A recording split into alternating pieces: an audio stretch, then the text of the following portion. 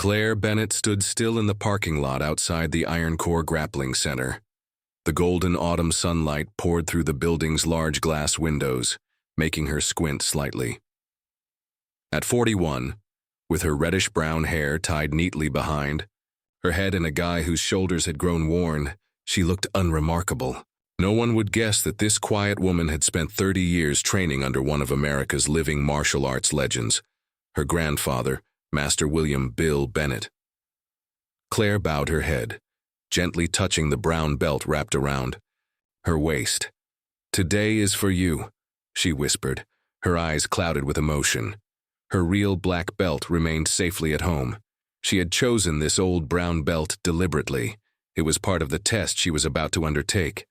Before we continue, following Claire's extraordinary journey, if you believe that a person's true worth lies not in their appearance or status, but in perseverance and relentless passion, don't forget to hit like and subscribe.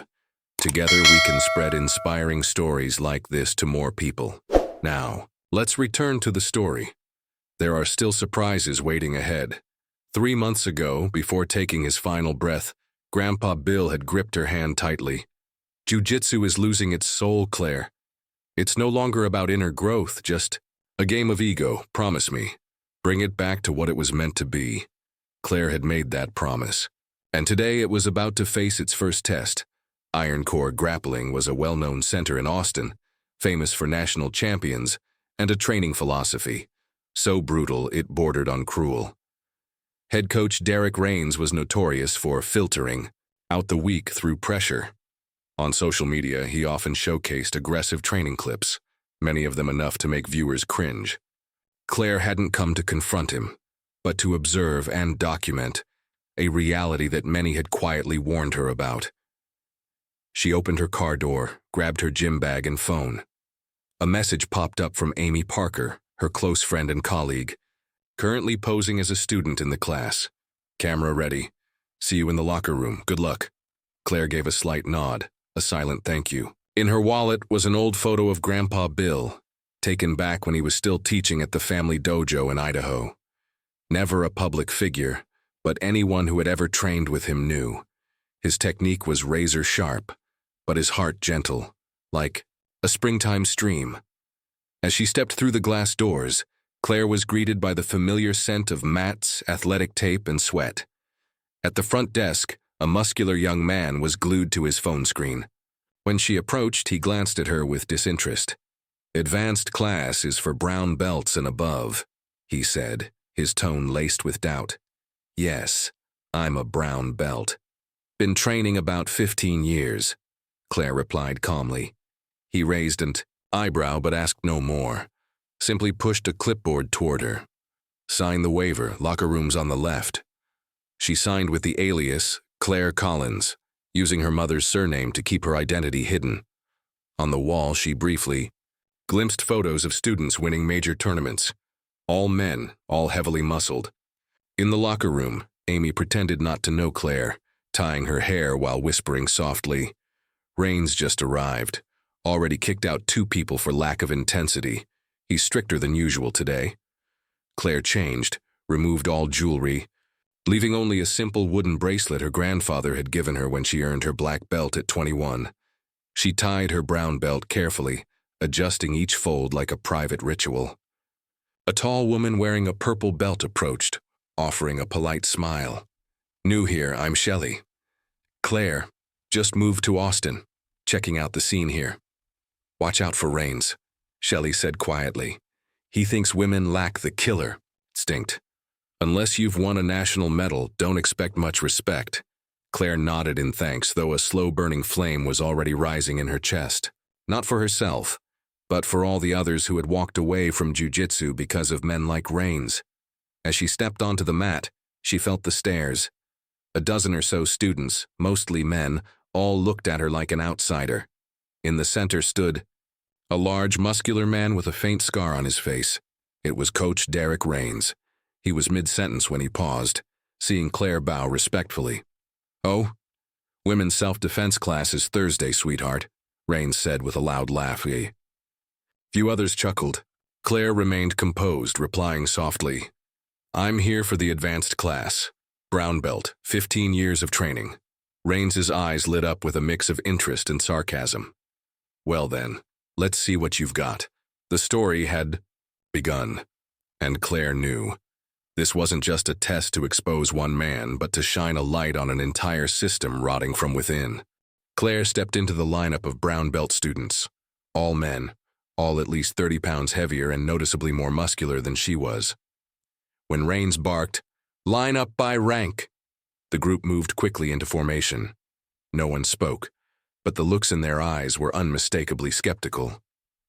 For a moment, Claire could feel it clearly. She wasn't being treated as an outsider because of her skills, but because of her gender and frame. Coach Derek Rains stepped into the center of the mat. His black belt was tied neatly around his waist, and his light-colored GI clung to his frame like it had been tailored to Project Authority. "Today we're working on triangle choke escapes," Rains announced, scanning the class. "I need someone to demonstrate." He paused, his gaze deliberately sliding across each student before settling on Claire. "You, the new one? Help me out," he said, his tone dripping with mockery. Claire stepped forward, unfazed by the scattered chuckles around her. "You said you've been training for 15 years?" Rains asked as they faced each other in the center of the mat. "Yes, I trained under a family instructor. Bennett Jiu-Jitsu school," Claire answered calmly. "Never heard of it," Rains sneered. "Ever competed?"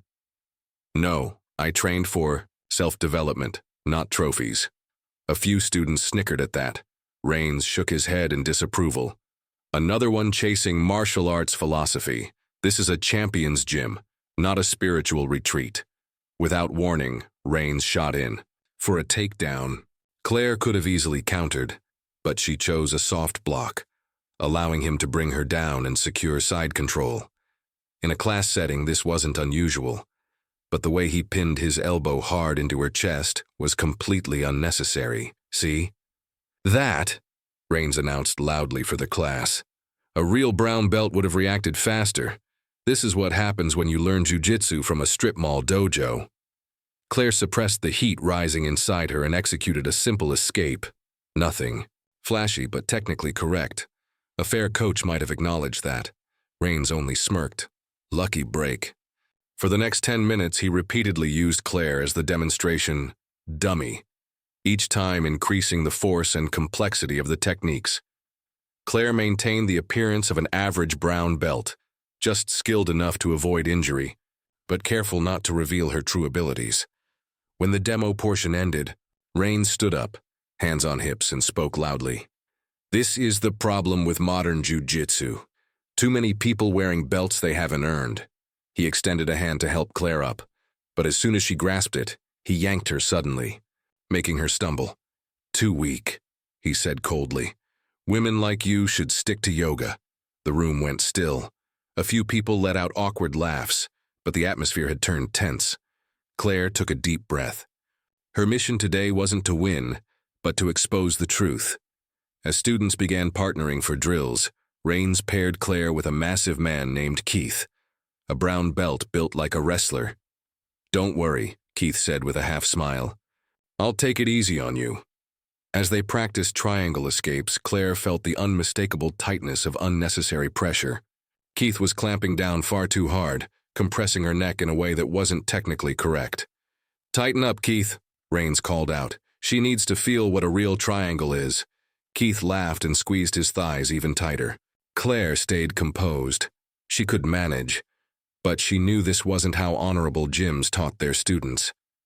Rains crouched beside them, inserting himself into the drill. "Your arm is in the wrong spot," he said, then adjusted it in a way that made the move less effective and more dangerous. Claire noticed immediately. Either he didn't know the basics, or he was deliberately setting her up to fail. "Thank you, coach," she said politely, though her eyes flicked to Sarah in the distance, who was filming everything from her phone. Midway through class, Rains clapped loudly. "Time for the fun part! Rotating sparring, 30 seconds each. Winner stays in." The whole class buzzed with excitement. This kind of sparring wasn't typical during technical sessions. But clearly Rains wanted a spectacle, perhaps even to humiliate Claire in front of everyone. "Claire Collins," he called out, deliberately using her alias. "You're up first. With me." The room fell silent. A coach challenging a new student to a match on their first day was highly irregular. "Unless you're afraid," he added, tone laced with challenge. Claire stepped onto the mat, bowed respectfully. "I'm ready, coach." Rains did not return the bow. "Stand up, attack me, show me what you've learned in 15 years. Claire had been holding back the entire session. But now, faced with open provocation and the looming threat of public humiliation, she knew a line had just been crossed. Claire stepped into the center of the mat, the cold white light from the training room casting sharp highlights across her expressionless face. The gym was dead silent. The mocking laughter from earlier had vanished completely. A direct challenge between Coach Derek Rains and a newcomer like Claire was unheard of.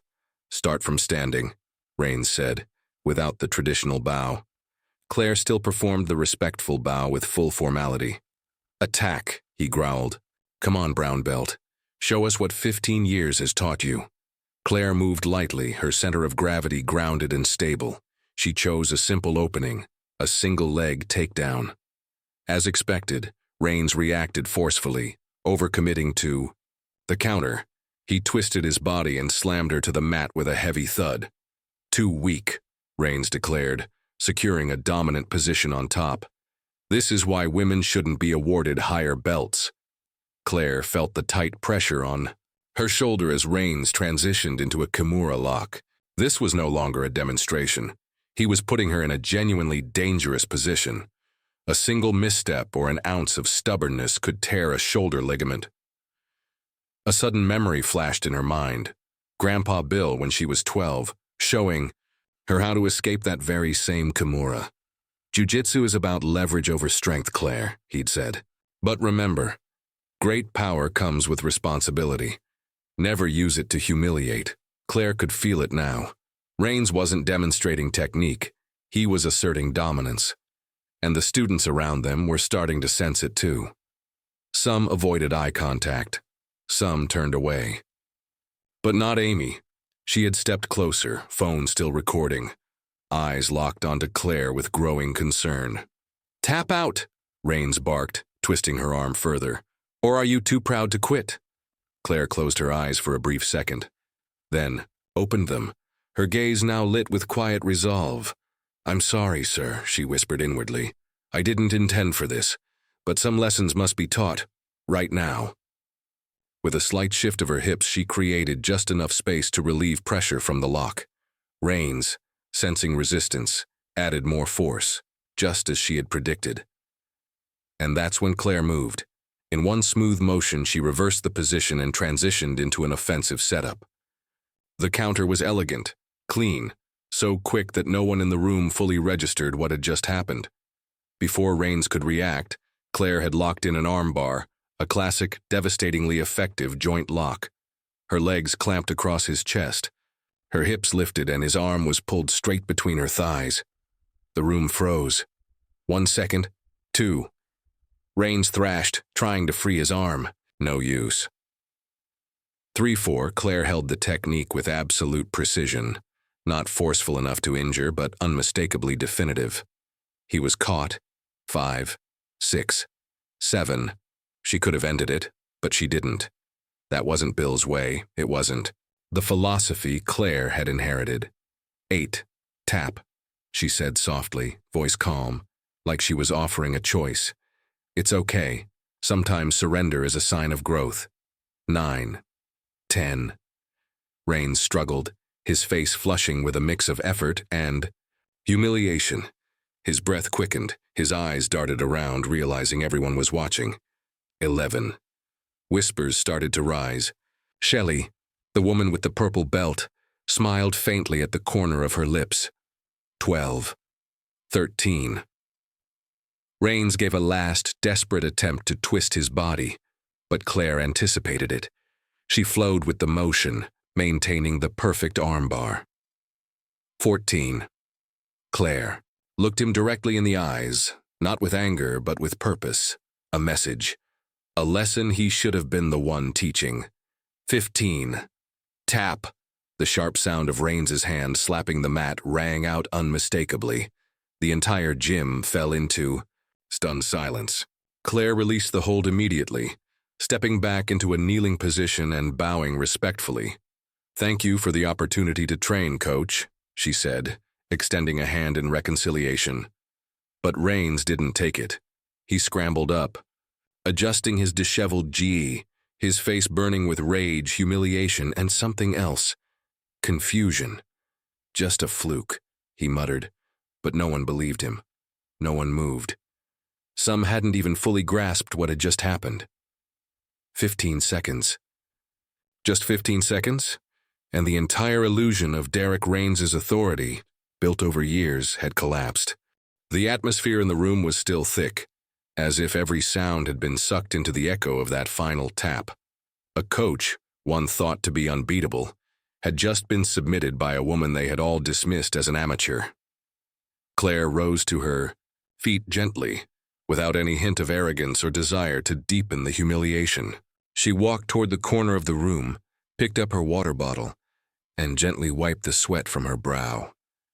A few eyes still followed her, stunned, while Amy gave a small nod from across the room, her gaze filled with unmistakable pride. "Where? Did you learn that?" asked Keith, the same man who had earlier scoffed at Claire, now approaching with a completely different expression. "That transition from kimura to armbar. I've never seen anyone pull it off that smoothly." Claire didn't get the chance to answer before a familiar voice cut in. "Just luck," Rains said loudly, though the tone in his voice had changed, no longer cocky, but defensive, shaken. "Back to training," he ordered. "Collins, take a breather. You look tired." It was merely a tactical retreat, but Claire only gave a slight bow and returned to the mat. A little later, Shelley, the purple belt, walked over, her tone a mix of curiosity and genuine admiration. "That armbar wasn't brown belt level. I competed nationally for 3 years, and even I've never executed a movement that fast." Claire took a sip of water and replied softly, "My grandfather had his own way of teaching technique." "Who's your grandfather?" Shelley asked directly. Before Claire could answer, Rains had stepped in, his voice noticeably deeper. "Who are you?" "Really?" Claire looked him straight in the eye, unwavering. "I told you. I trained at the Bennett Jiu-Jitsu school." "William Bennett?" Rains asked again, almost in disbelief. "You mean that Bennett?" Claire nodded, not with boastfulness, but as if simply affirming a part of who she was. "Yes, he's my grandfather." The entire room seemed to pause for a beat. The name William Bill Bennett wasn't widely known in commercial jiu-jitsu circles, but to those who truly studied the art's traditional techniques, he was a living legend, one of the first Americans to earn a black belt in Brazil during the 1960s, a man who turned down millions to uphold his martial philosophy, that martial arts should nurture character, not profit. Rains took a step back. The stiffness in his posture seemed to dissolve. "I saw a video of him once when I was a teenager," he said quietly. "The way he moved, light as air but no one could escape. That's why I started jiu-jitsu." Claire looked at him and, for the first time, saw a flicker of something wounded in his eyes. "I wore the brown belt today for a reason," she said. "I received my black belt from him over 15 years ago." Murmurs began to spread around the room. Amy, now with her phone put away, quietly moved a bit closer, ready to step in if needed. "But why hide your identity?" Rains asked, his voice no longer hostile, but genuinely perplexed. Claire took a deep breath. This was the moment her grandfather had prepared her for, not to show off, but to deliver a message. "I didn't come here to perform, and I didn't come to humiliate anyone. I came to see for myself what my grandfather feared during his final years." She looked around the room. Dojo after dojo is changing. New students are treated like liabilities. Women are underestimated, forced to prove themselves just to earn basic respect. Jiu-Jitsu, the art that once taught me how to survive childhood, bullying, how to stand tall when I had no one, has become a place that inspires fear instead of inner strength. She turned back to Rains, locking eyes with him. My grandfather didn't want me to become a coach. He wanted me to become a guardian of Jiu-Jitsu's soul. Rains said nothing. No one in the class did. Claire's words weren't accusatory, but they stripped the room bare with truth. We create champions here, Rains said after a pause, as if trying to defend something fragile. But at what cost? Claire asked in return. How many have quit simply because they didn't fit the mold? How many people like me have been dismissed or pushed aside despite having the skill and the heart? The questions required no answer. In the eyes of some students, Claire saw it. Silent nods. They had felt it too, only no one had ever said it out loud before. 6 months later, Claire Bennett pushed open the glass doors of the Iron Core Grappling Center, now bearing a new name, Bennett Jiu-Jitsu Academy. On the wall opposite the entrance, instead of the competitive tournament photos that once dominated, the space now hung a large wooden plaque carved with 4 words: respect, technique, humility, community. Beneath it was a black and white photo of Master William Bill Bennett, his gentle smile seeming to watch over every step his granddaughter now took. Claire entered to the steady rhythm of breathing, soft claps, and the quiet concentration of nearly 24 students, men and women, beginners and higher belts alike, all practicing fundamental techniques with care. No one was being yelled at. No one was looked down on for their size or gender. On the mat that once reeked of arrogance, there now lived a spirit of true learning. A warm voice called from the office. "Good morning, Professor Bennett." Claire turned. It was Derek Rains, no longer the head coach, but still present, teaching the younger kids and supporting community programs. He stepped out in a simple GI, his face calmer now, as if he had shed the pride that had once turned him into a man even he no longer recognized. "Ready for the seminar?" he asked, gesturing toward a group of young instructors from visiting schools. "Always," Claire replied with a soft smile, adjusting the black belt at her waist, this time wearing it with complete pride. Along its length, embroidered in white thread, were 2 names, William Bennett and Claire Bennett. 2 generations, 1 legacy. At the seminar that day, Claire didn't talk about intricate submissions or aggressive strategies. Instead, she shared the story of how a dojo could become a safe haven for those searching for trust. About how martial arts, when practiced with intention, could be a tool for healing, not harm. At the end of the session, a girl around 15 timidly approached her and said, "I used to quit jiu-jitsu because they said I was too weak. But today, I think I want to try again." Claire leaned down, touched her shoulder gently, and smiled. Jiu-jitsu isn't about becoming stronger than others. It's to remind yourself that you've always been strong. That night, after everyone had left, Claire remained alone in the academy. The soft lights illuminated the photo of her grandfather on the wall. She walked over, bowed deeply, and whispered, "Grandpa, I did it." Outside the training room, the sign reading Bennett Jiu-Jitsu Academy glowed quietly under the street lamp. A new chapter had begun, not with victory, but with unwavering commitment to true values. So Claire Bennett's story comes to a close, not just a match on the mat, but a journey to preserve the true soul of martial arts. If this story touched your heart, please hit like and subscribe so we can continue sharing more stories that are thoughtful, meaningful, and deeply inspiring. We'll see you again in the next journey, where true strength isn't found in muscle, but in integrity and respect.